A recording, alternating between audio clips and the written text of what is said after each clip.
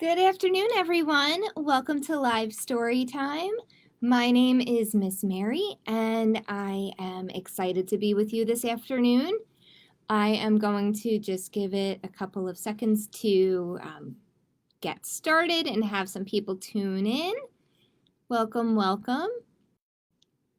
Today, I don't really have a theme in mind. I was browsing for books earlier this week, and I just wanted to pick some great books from our new book section, give some of those books some love, and that's what I'm going to do. So there's no real specific theme today. It's really just a mix of new books from our collection. And as always, if you are here, please say hello in the chat and I will give you a shout out. Hi, Margie. Hi, Sammy. Just like that. And a quick shout out to two little girls who always tune in to the after the replay. I wanted to say hi to Amelia and Rose. And of course, if you are here, please say hello in the chat. Again, today I am reading a mix of new books that I've found in our collection and that I really liked. So let's get started with our first book. And as always, if you do comment while I'm reading, I will make sure to reply to you when I'm finished. Oh, hi, Laura. Hi, Sadie and Callie. Hi. I guess they're excited. Welcome to Live Storytime. Okay, my first book today is called All Aboard the Moonlight Train by Kristen Crow. All Aboard the Moonlight Train.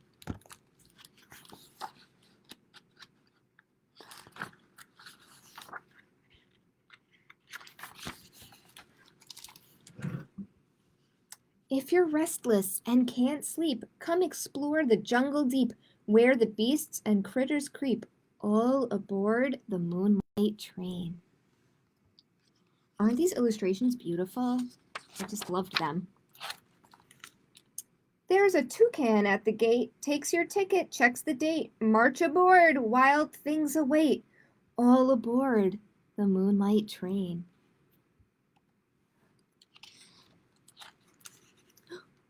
Engine chugging through the trees, hippos nodding in the breeze. Spy some hiding chimpanzees, all aboard the Moonlight Train.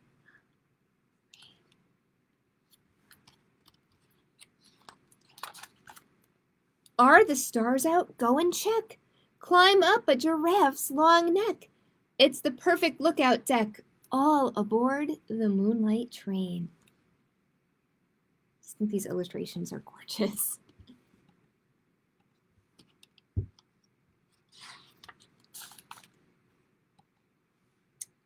Winding under sparkling skies, waterfalls and fireflies, watch for bats with glowing eyes, all aboard the Moonlight Train. Next, you meet the engineer, sound the whistle, test the gear, help make sure the tracks are clear, all aboard the Moonlight Train.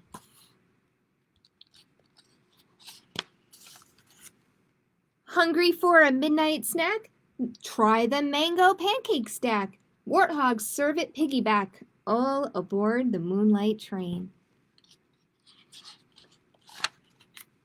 Zebras lead you on a trot to their favorite sleeping spot. Dive into a cozy cot, all aboard the Moonlight Train. Soon a lion brings a book from the bedtime story nook. Snuggle up and take a look, all aboard the Moonlight Train. Listen to hyenas crown. Owls are hooting to the moon. Rhinos hum a sleepy tune, all aboard the Moonlight Train. But before you start to snore, shh, the train stops at your door.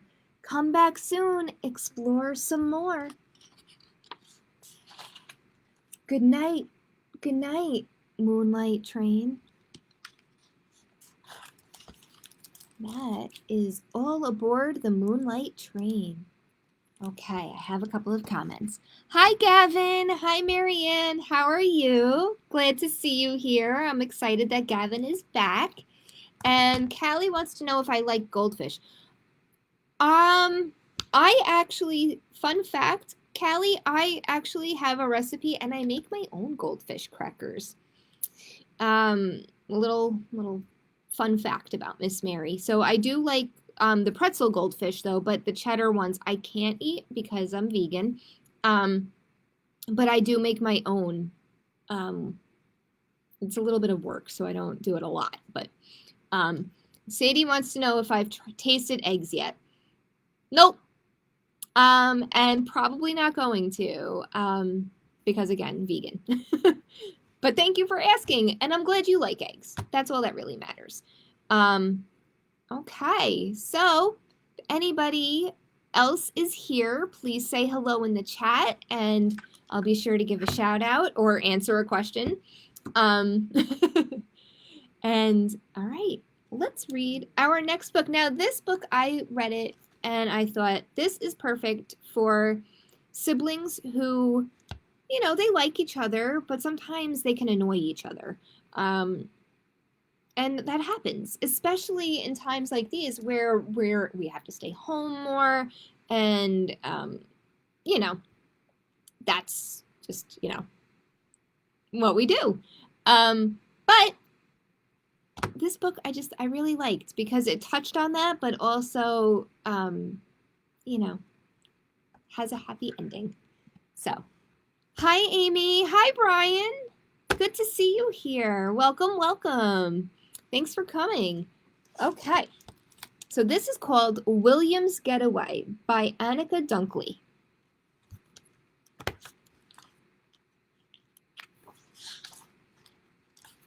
Okay.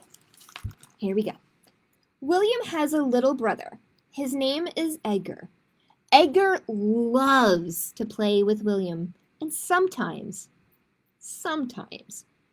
William likes to play with Edgar.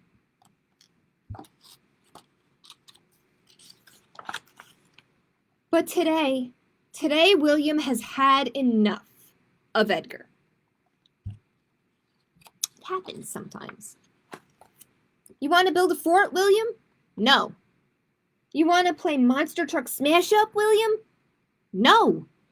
You want to smash up bananas, William? With monster trucks? No. You want to? No. William wanted some time by himself. All by himself. And the only place for William to get that was in his hot air balloon. William loved his hot air balloon. He loved being up high, looking down at the world. But the best thing about William's hot air balloon was Edgar wouldn't go up in it. He was too scared. But on this day,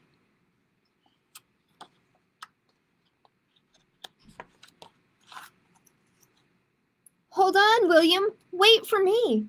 William was very surprised and extremely disappointed. But Edgar, I thought you were too scared. I was, but Mom says I'll be okay because I'll be with you. William sighed. But then, wait, what if I get hungry, William? And what if I get thirsty? Okay, I'm all ready. He has a water bottle and a sandwich. He's ready to go. Hang on. What if I get cold, William? Or what if I get bored? Poor William. Not the peace and quiet he was hoping for. Edgar was finally about to start up the ladder when, what if I get scared, William? I need Mr. Bibbles. I don't know who Mr. Bibbles is. Edgar tucked Mr. Bibbles under his chin and started slowly picking up his things. Oh, looks like Mr. Bibbles is his lovey. It looks like a little stuffed monkey. Edgar, stop! You don't need anything. Not even Mr. Bibbles? Edgar put everything down. Even Mr. Bibbles. Don't worry, little guy. I'll be okay. I'll be with William. Edgar put his foot on the first step of the ladder and then stopped. Oh, you see Mr. Bibbles is watching him. You've got this, said William. Edgar climbed onto the second step and stopped again. I can't do it, William. I just can't. Yes, you can. Edgar looked at William, who was holding out his hand. He took a deep breath and continued his climb. I've got you, said William, pulling Edgar up and into the hot air balloon. William, I did it, exclaimed Edgar. Edgar loves to play with William, and sometimes William likes to play with Edgar, but not today. Today, William loves playing with Edgar. Oh. See? So it started off as he wanted to just get away from Edgar, his little brother. You know, he just wanted to get away from him. But then it turns out that they had some fun together. Loved that story. So a good reminder for siblings who maybe sometimes annoy each other or just want some alone time, that you always have a friend to come back to. Okay, Sadie says I love you and wants you to come to our house sometime after the big sick. I love you too, Sadie, and if that's cool with Mommy, I would love to come over sometime after the big sick is over. And I love that you call it the big sick. I think it's a much better name than COVID. So I have been actually calling it the big sick to a lot of people. And a good reminder that this isn't going to be forever, and, you know, we will be able to hang out and with our friends again, you know, in the future. Brian says that's like him and his brother. Brian, is your brother younger than you or older than you? Are you the younger brother or the older brother? If you are the older brother, yeah, sometimes little brothers can you know, get on your nerves and just drive you nuts. But you really love them. I know you do. And it's like a built-in best friend. So sometimes, like I said, you annoy each other, but you always work it out. Okay, let's see. I have another story. I have 5 today. We'll see older brother. Okay. I have 5. I think I'll be able to get to all of them. We shall see. This one, it's obviously not spring yet. It's still January. And January has felt pretty long, actually. But, you know, it's still winter. And winter is Miss Mary's favorite. But I loved the colors in this book. So I was ready for it today, even though it's pretty much about flowers and gardens. But I know a lot of people do like spring, so it works. This is called The Hidden Rainbow by Christy Matheson.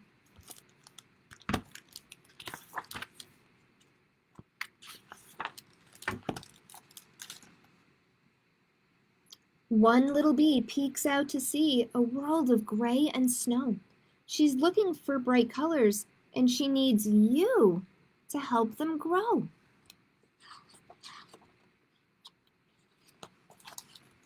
First, please brush the snow off the budding camellia trees. Okay, so these are the budding trees.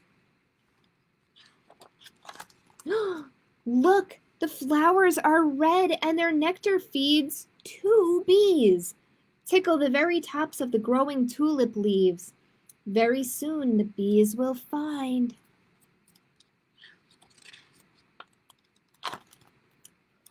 orange. Okay, these are called crocuses. And can you see 3 bees? Next, point to the crocus shoots just beginning to sprout. Okay, we have 1, 2, 3 bees. I found them. Did you? 4 bees are eating pollen. Now that yellow has come out, now it's time to search for a special 4-leaf clover. I think I might have found it, right? 1, 2, 3, 4. What? Look, a field of green with 5 bees zooming over. Please wave the bees back to their hive. Clouds are gathering for a shower.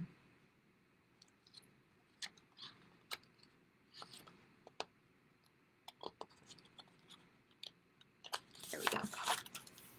The bees don't like the rain, but it's important for the flowers.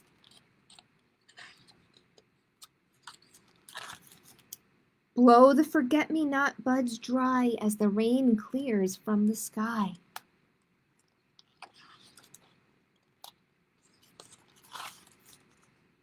The sun is shining, blue is blooming, and 6 bees are buzzing by. Next, trace a line straight down the orderly hyacinth row. 7 bees are foraging in blooms of indigo. You're practically done. Now blow a kiss to the lovely lilac trees. Oh, so pretty. The violet blossoms are brimming with nectar for 8 bees. At last, get ready to find 9 bees on the rainbow you grew. But the story is not over. These bees have work to do. Can you see 10 humming bees getting busy in these trees? They're spreading so much pollen, you just might have to... Achoo! Sneeze! And why are the bees spreading pollen? So something you eat can grow. Thanks to bees, soon you'll have your own delicious rainbow. Apple trees, peach trees, pear trees, blueberries. Oh my, plums and blackberries. That sounds delicious. And that is the story of the hidden rainbow. Okay, some comments. I really liked the William and Edgar story. I'm glad to hear it, Sammy. So did I. I really liked that. And I know you have 2 big brothers, so that, you can probably relate to that story.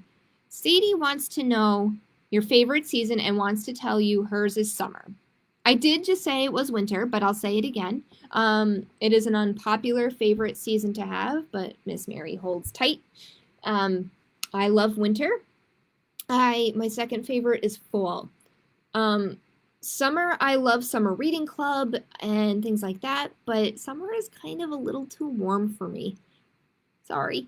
But I'm glad you like it. There is beauty in every season. I will say that. But summer is my least favorite. But don't worry, Sadie, we can still be friends. And Sadie wants to know if I've ever seen a 4-leaf clover in real life. I have, and they are so cool. Have you? Let me know if you've seen one, if you've picked one.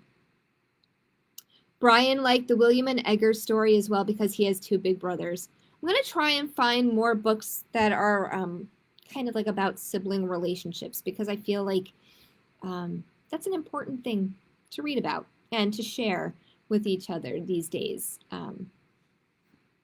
Especially since I feel like, we're spending a lot of time with our siblings. So, okay. Sometimes I don't know which way I'm going with my last 2 books. Which one I'm going to read next. Okay, I think I'm going to read this one. Brian wants to know how you are feeling, LOL. I'm feeling pretty good. Pretty good. A little bit of allergies. but pretty good, Brian. I hope you're feeling good too and staying well and staying healthy. Take those vitamins. Thank you for asking, though. That is so sweet. Sadie says she likes winter too. A girl of opposites. I like it. She likes summer and winter. I love it. Okay. This is called Mars's First Friends. Okay. About the planet Mars wanting some friends. Here we go. Okay. Let's see, this is long. Okay. In a sky full of stars, Mars glowed fiery red. He longed for someone to have adventures with, discover new things with, laugh and share secrets with, just to be with. Yes, he was one of 8 in his solar system family, but no one ever had time for him. Mars was sad, bored, and lonely. So Mars went to the sun. Dad, he said, could I please have a pet of my own, a friend I can always play with? But the sun pointed out that their family already had a pet. Pluto. Neptune and Uranus keep Pluto all to themselves, complained Mars. They stay way out there where it's really cold, and it's too far for me to go by myself. I want my own pet. The sun sighed. A pet is a big responsibility, he said. It's not all fun, and someone has to keep it in orbit. Mars promised he would love and care for it, but the sun would not be moved. You have 7 siblings, he said firmly. You can play with one of them. Mars sighed and set out in search of a playmate. Hey, Saturn, he greeted his sister. Can I hoop-de-loops with you? But Saturn preferred to swing her rings alone.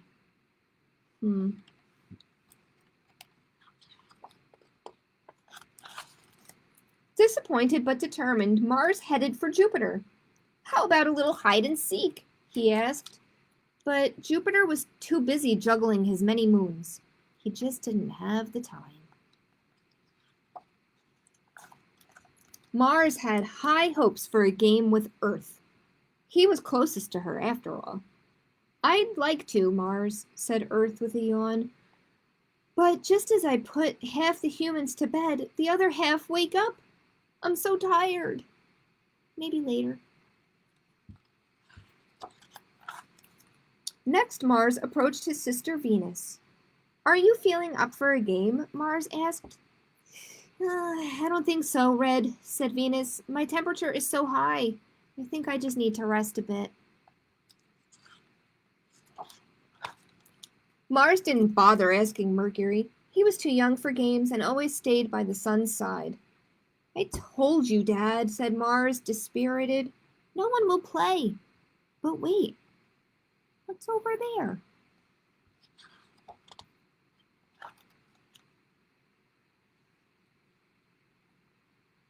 Something was coming. 2 little spacecrafts hurtled into Mars's atmosphere at 12,000 miles per hour, glowing like embers as hot as the sun. They came closer and closer. Then the pieces that had kept them safe and snug for millions of miles dropped away in stages. As the little crafts' parachutes popped out to slow them down for landing, Mars wondered what they could be. What was that?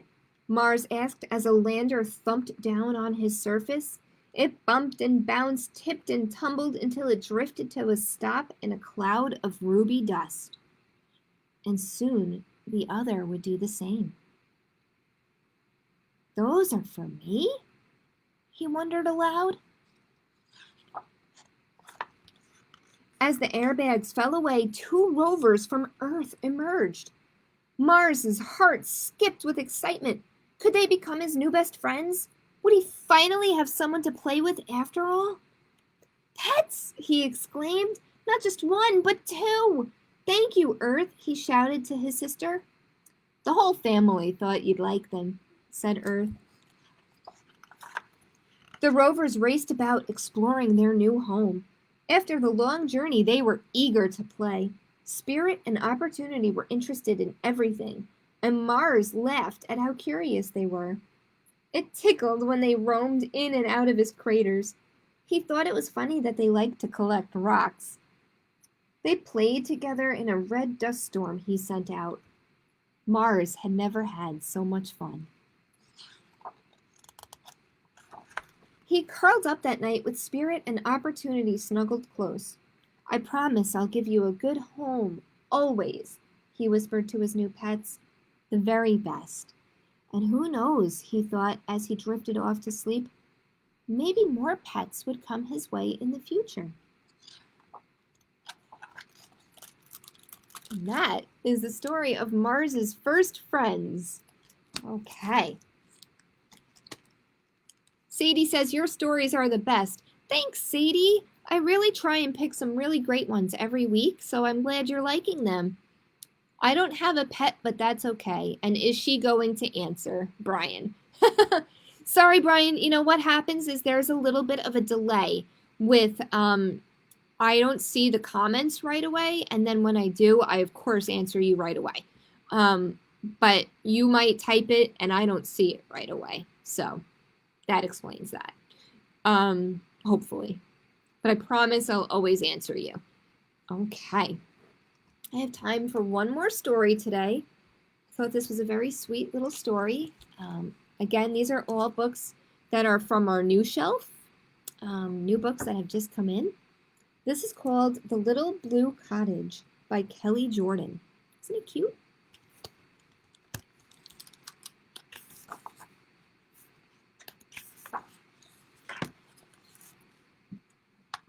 He just thinks it's cool that you know he's watching.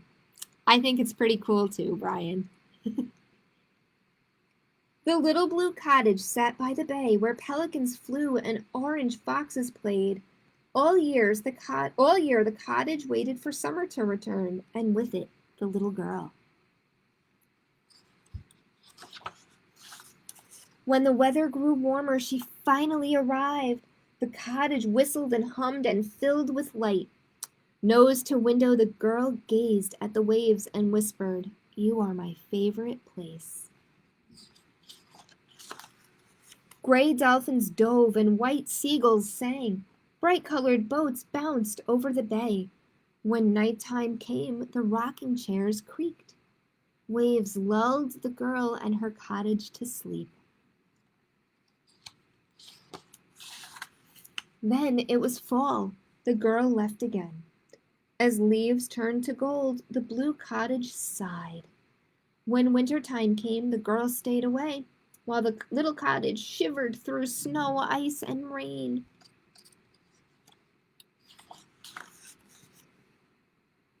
Summer came, dolphins splashed, and the blue cottage hoped, watching for the little girl on the red clay road.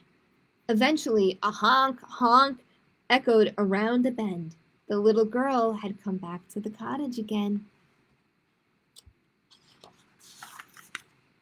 The little cottage smelled like bacon, pancakes, and popcorn. The little girl smelled like syrup, sunscreen, and sea.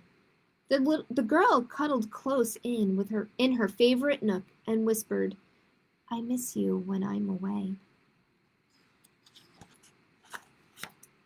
When the heat filled the cottage, the girl stayed inside.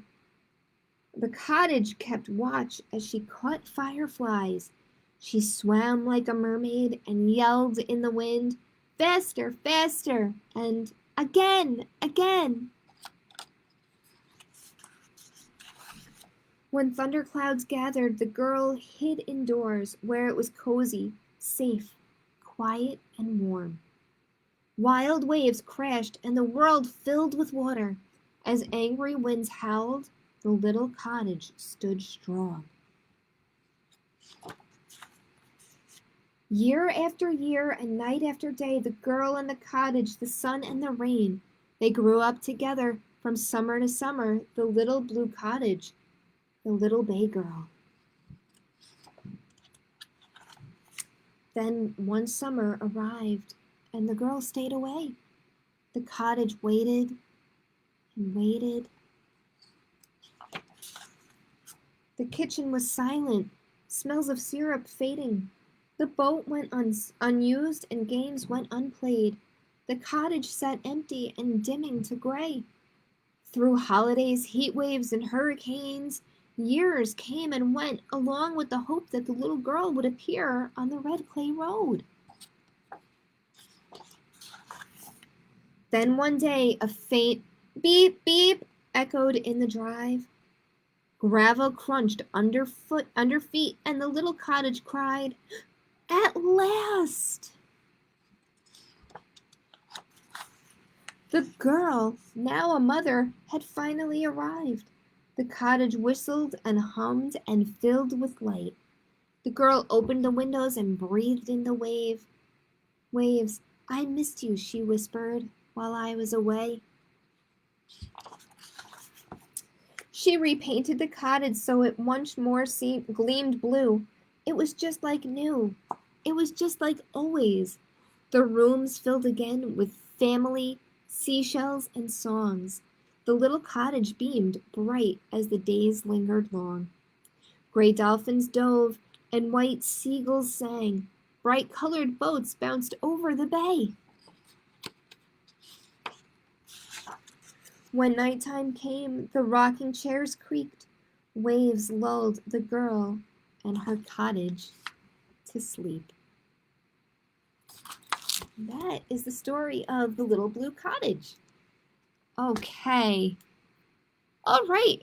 That is all the stories I have for you today. I hope you enjoyed my mix of new books from our collection. And I will be back next week with more stories. Next week is the beginning of February, if we can believe it. So, everyone, stay safe, stay well, stay healthy. Have I read Sam I Am? I haven't read that in my story time. Maybe I should. Maybe I should read that soon. Okay, so thank you so much, everyone, for tuning in again. I look forward to this every week, and next week I'll be back with more stories to share with you. Bye, everyone.